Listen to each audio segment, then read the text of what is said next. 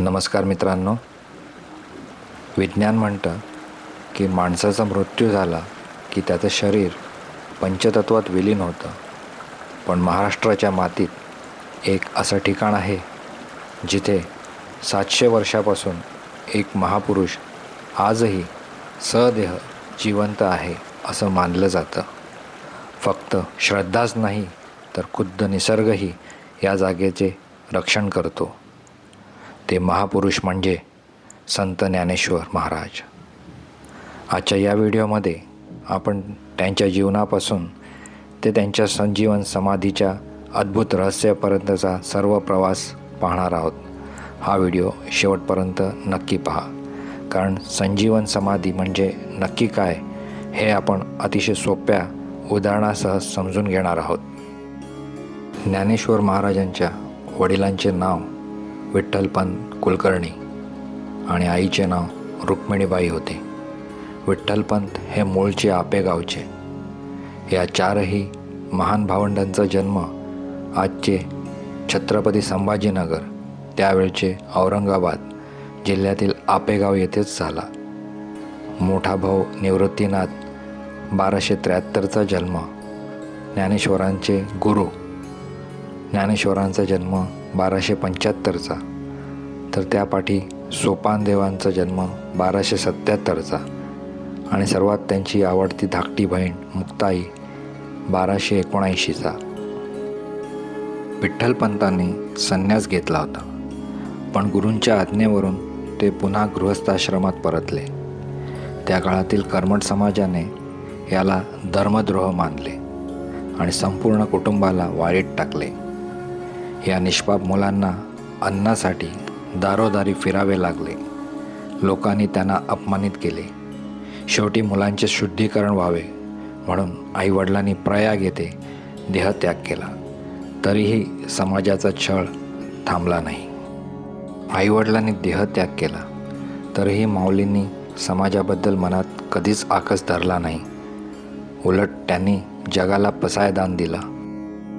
माऊलींचे चमत्कार म्हणजे केवळ जादू नव्हती, तर ते अहंकारी प्रवृत्तींना दिलेले चोख उत्तर होते. या भावंडांना समाजात पुन्हा स्थान मिळावे म्हणून ते पैठणच्या विद्वान ब्राह्मणांकडे शुद्धीपत्र मागायला गेले. पैठणचे ब्राह्मण अत्यंत विद्वान होते.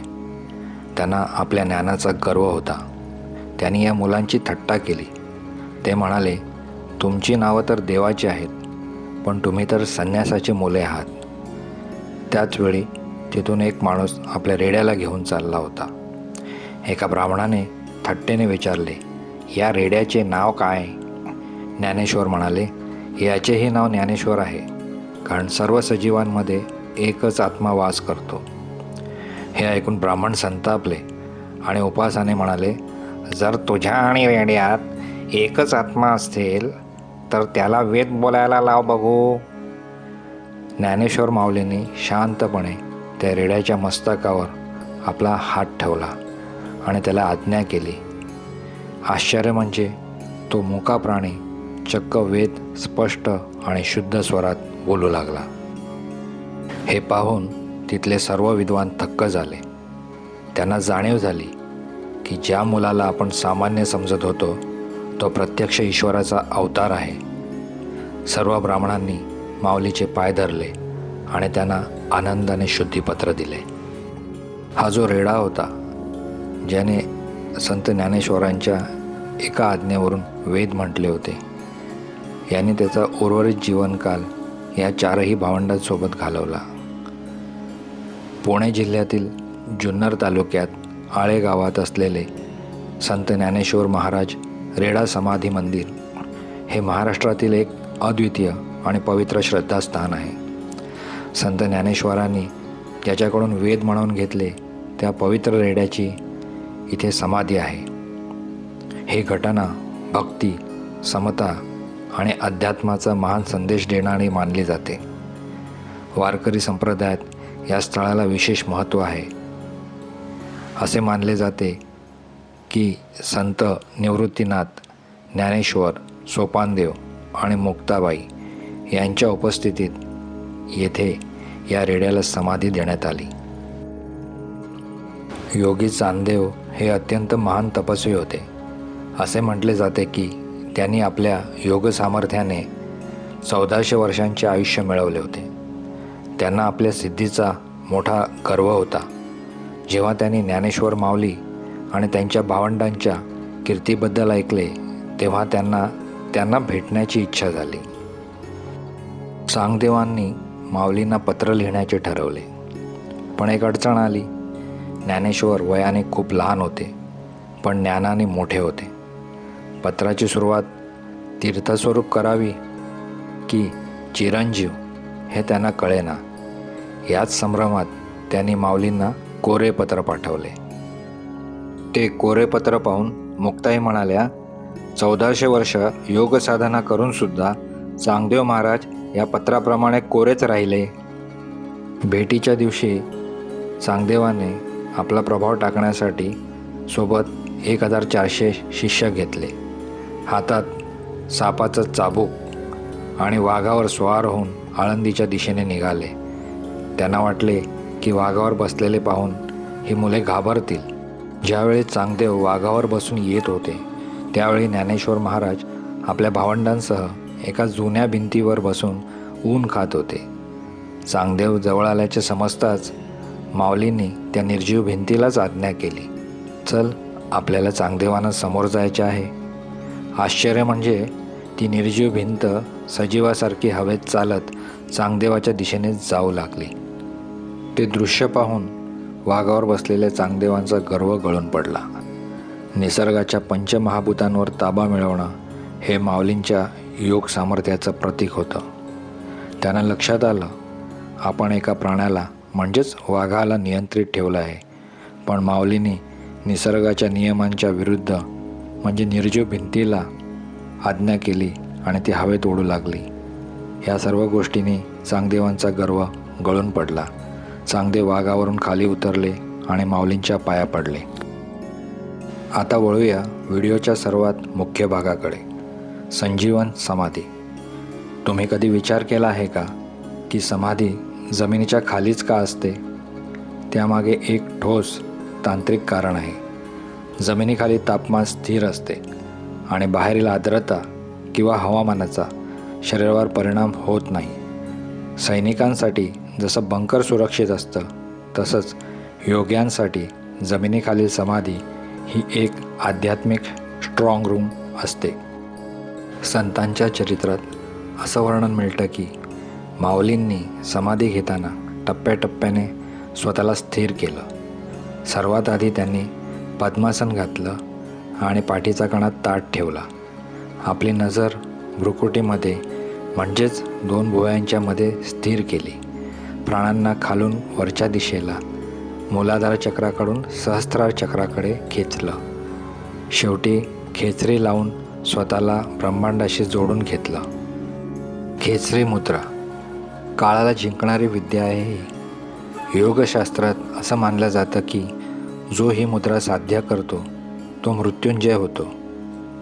आपल्या टाळूच्या वरच्या भागात एक बिंदू असतो जेथून सतत ऊर्जेचा स्त्राव होत असतो.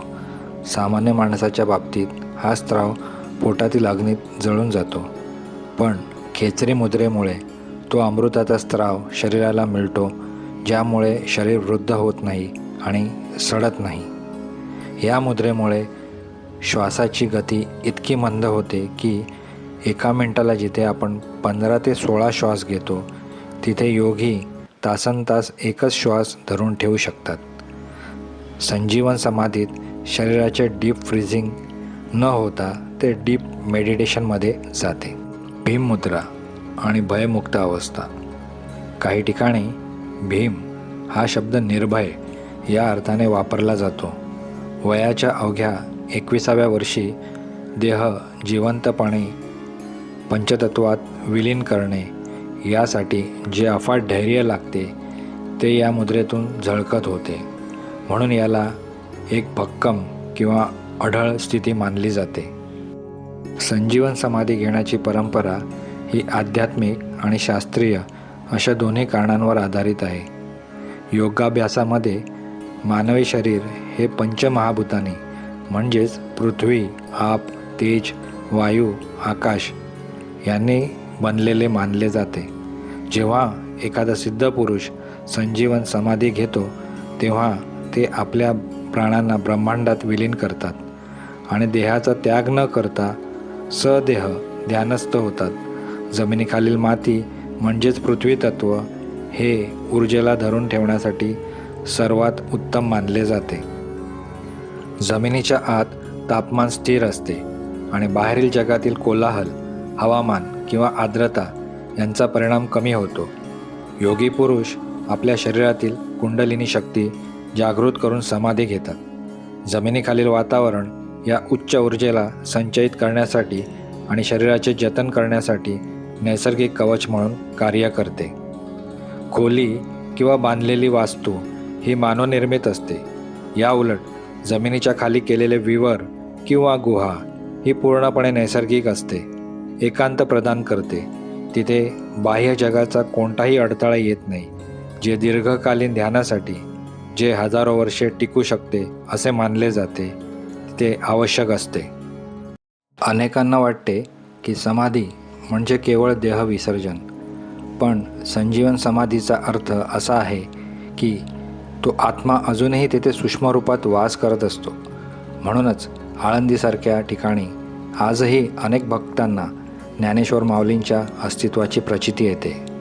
आता संजीवन समाधी एका सोप्या उदाहरणाने समजून घेण्याचा प्रयत्न करूया. समजा तुमच्याकडे एक मोबाईल आहे, तो पूर्णपणे चार्ज आहे, त्याचे सर्व फंक्शन व्यवस्थित सुरू आहेत, पण तुम्ही तो मोबाईल बंद न करता फक्त डीप स्लीप मोडमध्ये टाकलेला आहे. म्हणजेच काय, तर मोबाईल तुमचं सुरू आहे, त्याचाच अर्थ आतलं चैतन्य जिवंत आहे. स्क्रीन बंद आहे, याचाच अर्थ बाह्य हालचाली थांबल्या आहेत, पण तो डेड किंवा खराब झालेला नाही. योग्य वेळी तो पुन्हा ॲक्टिव्ह असल्याचा प्रत्यय देतो. जसं नाथांना त्यांनी दृष्टांत दिला होता ज्ञानेश्वरांनी. संजीवन समाधी अजून दुसऱ्या उदाहरणाने समजून घेण्याचा प्रयत्न करूया. एखादं फूल जेव्हा कोमेजतं आणि सुकून मातीत मिळतं तेव्हा तो देह नष्ट होतो. तो देह म्हणजे सामान्य देह असतो, माझ्यासारखा, तुमच्यासारखा. या उलट एखादं बी पहा, बियाणंच, ते बाहेरून बघायला निर्जीव, कोरडं आणि हालचाल न करणारं वाटतं. आपण त्याला हजारो वर्ष साठवून ठेवू शकतो, पण त्या बियाणाच्या आत प्राण दडलेला असतो. त्याला नष्ट झालेलं म्हणता येत नाही, कारण योग्य वातावरण मिळालं की त्यातून पुन्हा अंकुर फुटतो. संजीवन समाधी म्हणजे माऊलींनी स्वतःला एका चैतन्यमय बियाण्यासारखं करून घेतलं आहे, जे काळाच्या ओघात कधीही नष्ट होत नाही. ज्ञानेश्वरांच्या समाधीनंतर हळूहळू जसा काळ पुढे जाऊ लागला तसतसा माणसांना ज्ञानेश्वरांच्या समाधीचा व त्या जागेचा विसर पडत गेला. ज्ञानेश्वरांनी समाधी घेण्यापूर्वी तिथे त्यांच्या हातातील दंड मातीत रोवला होता. त्या वाळक्या काठीला पालवे फुटून तिचा मोठा वृक्ष झाला होता. त्याचेच नाव अजान वृक्ष. पुढील 250 वर्षात त्या वृक्षांच्या मुळ्या पसरून अनेक वृक्ष तयार झाले, जणू अजान वृक्षांचे जंगलच. आणि सोबतीला इतर वृक्षवल्लीसुद्धा तिथे वाढल्या होत्या. यामुळेच माऊलींची समाधी त्यात हरवून गेली होती. जशी माऊलींची समाधी झाडाझुडपात हरवून गेली, तसेच काहीसे माऊलींच्या ज्ञानेश्वरी ग्रंथाचेही झाले होते. मुख्य ग्रंथ काळाच्या ओघात हरवला होता.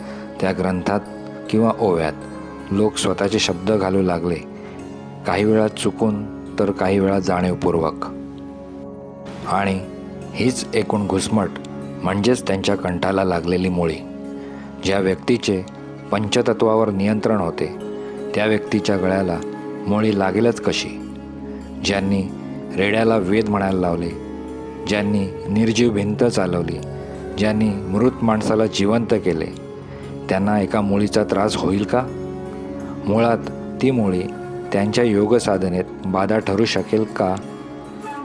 ज्या वाळक्या काठीला त्याने जीवन दिले होते तिची मुळं त्यांच्या कंठापर्यंत जातील का? माऊली विचार करा तुम्हीच. गळा म्हणजेच प्राण आहे. नाथाने तत्परतेने यावं किंवा तात्काळ यावं म्हणून त्याने गळ्याला मुळे लागल्याचा दृष्टांत दिला. हा खरं तर नाथांना बोलावण्याचा एक बहाणा होता आणि त्या दृष्टांतानंतर एकनाथ महाराज जराही विलंब न करता आळंदीला आले. त्याने प्रथम माऊलींची समाधी शोधून काढली, साफसफाई केली आणि मग ते विवरात उतरले मुळे काढण्याच्या उद्देशाने. तेव्हा ज्ञानेश्वर माऊलींनी त्यांना खरे कारण सांगितले. समाधी अवस्थेत असताना त्यांना आपल्या वाङ्मयाची म्हणजेच ज्ञानेश्वरीची काळजी होती, हेच त्यातून सूचित होते. त्या काळी छपाईची सोय नसल्यामुळे ग्रंथ तोंडपाठ केले जात. एकाकडून दुसऱ्याकडे ज्ञान जाताना शब्दात बदल होणे स्वाभाविकच होते. काही वेळा काही लोकांनी स्वतःच्या ओव्या त्यात घुसवल्या होत्या, म्हणजेच तो भाग प्रक्षिप्त झाला होता. ज्ञानेश्वरीचे मूळ सौंदर्य आणि शुद्धता टिकून ठेवण्यासाठीच ज्ञानेश्वर महाराजांनी एकनाथ महाराजांना साथ घातली असावी. ज्ञानेश्वरांना त्यांची ज्ञानेश्वरी प्राणासमान होती. लोकांद्वारे त्यात होणारे बदल म्हणजेच त्याला लागलेली मुळी होती. ही मुळी दूर करण्याचे म्हणजेच ज्ञानेश्वरी शुद्ध करण्याच्या कामासाठी त्यांनी एकनाथ महाराजांना बोलाविले. एकनाथ महाराजांना माऊलींचा हा त्रास लक्षात आला. तसा त्याने अहोरात्र कष्ट करून ज्ञानेश्वरीची शुद्ध प्रत ज्ञानेश्वरांच्याच मदतीने तयार केली आणि शेवटी त्यांनी स्वतः म्हटले आहे की, ज्ञानेश्वरी पाठी जो ओवी करील मराठी, तेणे अमृताचे ताटी जाण नरोटी ठेविली. ही ओवी संत एकनाथांनी ज्ञानेश्वरीच्या शुद्धीकरणाच्या वेळी म्हटली होती. ज्ञानेश्वरांच्या नावाने चुकीच्या ओव्या खपवणाऱ्यांना हा एक इशाराच होता. या ओवीचा अर्थ असा की जी व्यक्ती ज्ञानेश्वरीच्या शैलीची नक्कल करून आपली मराठी ओवी रचेल त्याने अमृताच्या ताटात विष कालवायचंच काम केले आहे. माऊलींच्या या समाधीच्या शक्तीचा प्रत्यय तेव्हा आला जेव्हा अफजल खानाने ते उघडण्याचा प्रयत्न केला. त्याने समाधीला हात लावताच तिथून असंख्य मधमाशा आणि विंचू बाहेर पडले. त्याने खानाचे सैन्य सैरावैरा पळू लागले. माऊलींच्या चैतन्याचे रक्षण निसर्ग स्वतःच करत होता. एक नम्र आवाहन. साथ आपल्या संस्कृतीची. रामकृष्ण हरी माऊली. वारी असो किंवा कोणत्याही तीर्थक्षेत्राला दिलेली भेट, तिथले पावित्र्य जपणे हे आपल्या सर्वांचे कर्तव्य आहे. आळंदीसारख्या पवित्र ठिकाणी जाताना आपल्या संस्कृतीला साजेसा पेहराव, जसे की महिलांसाठी सुंदर साडी आणि पुरुषांसाठी कुर्ता पायजामा, केवळ आपल्या व्यक्तिमत्वात भर घालत नाही तर त्या पवित्र स्थानाचा मानही राखतो. आपण ऑफिसला जाताना तिथल्या शिस्तीचे कपडे घालतो, मग देवाच्या दारी जाताना आपल्याला पारंपरिक वेशभूषेचा अभिमान का नसावा? वारीच्या वारकऱ्यांसारखं साधी पांढरी टोपी आणि कपाळावर टिळा लावला की जो आनंद मिळतो तो इतर कोणत्याही फॅशनेबल कपड्यात नाही. माऊली, माझ्या बोलण्याचा राग मानू नका, पण आपली परंपरा जपणे आपल्याच हातात आहे. तर मित्रांनो, हा होता माऊलींच्या ज्ञानेश्वरी ते संजीवन समाधीपर्यंतचा एक अलौकिक प्रवास. ज्ञानेश्वरीच्या रूपाने अमृताहूनही गोड असे ज्ञान जगाला देऊन वयाच्या अवघ्या 21व्या वर्षी माऊलींनी विश्वाच्या कल्याणासाठी संजीवन समाधी घेतली. आज 700 वर्षानंतरही ज्ञानेश्वरीची प्रत्येक ओवी आणि आळंदीचा प्रत्येक कण माऊलींच्या अस्तित्वाची साक्ष देतोय. हा वारसा, ही भक्ती आणि हे ज्ञान पुढच्या पिढीपर्यंत पोचवणे हीच आपली खरी सेवा ठरेल. आपली संस्कृती आणि परंपरा यांचा अभिमान बाळगा आणि ती जपण्याचा पूर्णपणे प्रयत्न करा. तुम्हाला माऊलींचा हा जीवन प्रवास आणि ही माहिती कशी वाटली हे मला कमेंट्समध्ये नक्की सांगा. माऊलींप्रती आपली श्रद्धा व्यक्त करण्यासाठी कमेंटमध्ये ज्ञानोबा माऊली लिहायला विसरू नका. तुमच्या एका शेअरमुळे हा अमूल्य वारसा घराघरात पोचू शकतो. अशाच नवनवीन आणि रंजक माहितीसाठी आपल्या चॅनलला सबस्क्राईब करा. व्हिडिओ आवडला असेल तर लाईक, शेअर आणि हाईप करायला विसरू नका. लवकरच भेटूया एका नवीन विषयासह. तोपर्यंत स्वतःची काळजी घ्या. रामकृष्ण हरी माऊली. रामकृष्ण हरी.